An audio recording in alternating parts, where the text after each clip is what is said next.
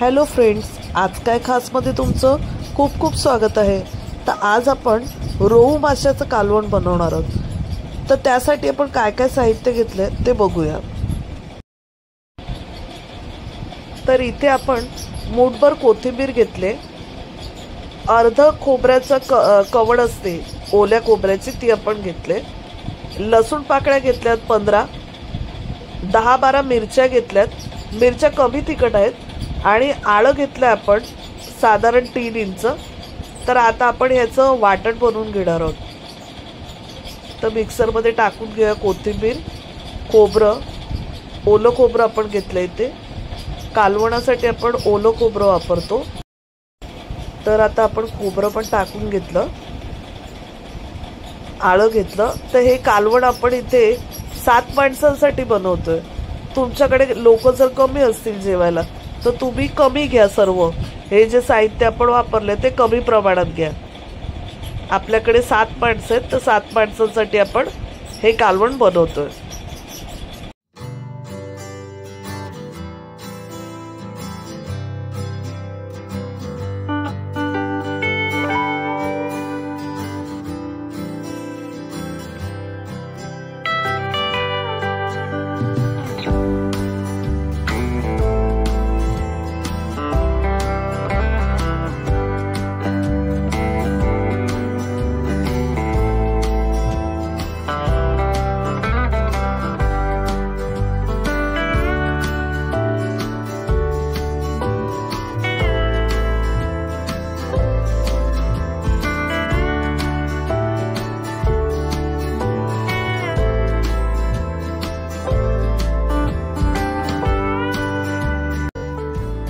तर आपण इथे कढईमध्ये 3 टेबलस्पून ऑइल गरम करून घेतले।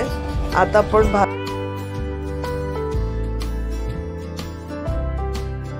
कालवणाला फोडणी देऊया। तर पहिले आपण तेलामध्ये वाटण टाकून घेतलं, जी पेस्ट आपण आता बनवून घेतलेली खोबरं, आलं, लसूण, मिरची, कोथिंबीरची, ती आपण 1 चमचा टाकली, 1 मोठा चमचा म्हणजे 1 टेबलस्पून टाकली आपण।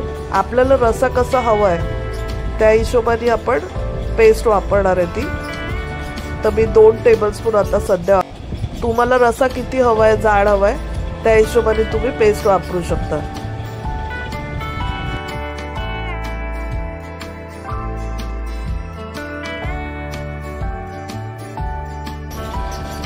तीन टीस्पून आपण इथे काश्मीरी लाल मिरची पावडर टाकले, आणि 1.5 टीस्पून आपण आगरी मसाला टाकलाय,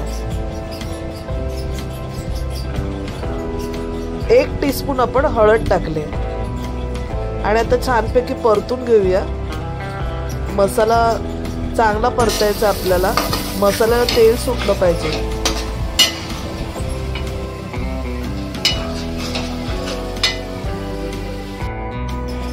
आता मसाल्याला तेल सुटलंय, तर आपण 1 ग्लास पाणी टाकून घेतलं। आपल्याला रसा किती हवा आहे ते तुकड्या टाकल्यानंतर आपण बघणार।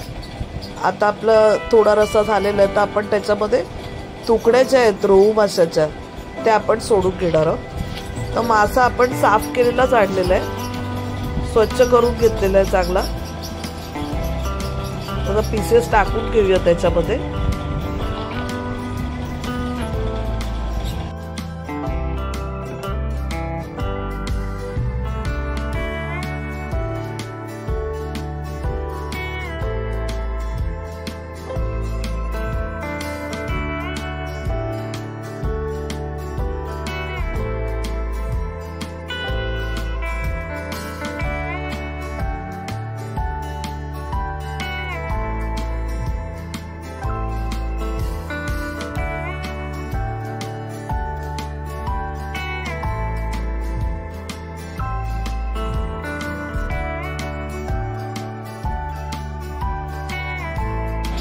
आता आपण बघितलं किती तुकड्या बुडल्यात पाण्यामध्ये, म्हणजे रसामध्ये। आता आपण अजून 1 ग्लास पाणी टाकून घेतलं, कारण मला ग्रेव्ही हवी होती।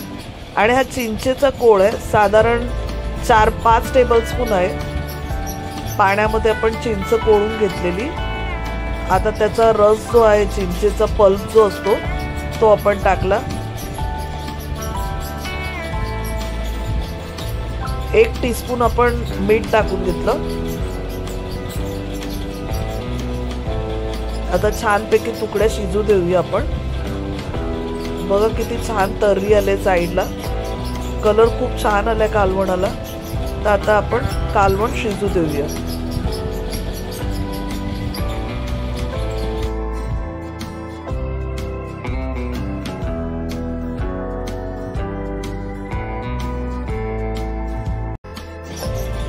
आपण झाकण ठेवून 5 मिनिटं रसाला उकळी काढली. हे बघा, आणि आता हे कालवण झालेलं आहे. तर आपण छानपैकी मस्त डिशमध्ये सर्व करूया. बघा थोडं थंड झालंय आता, किती छान तर्री आली रसाची. तर आता आपण सर्व करूया.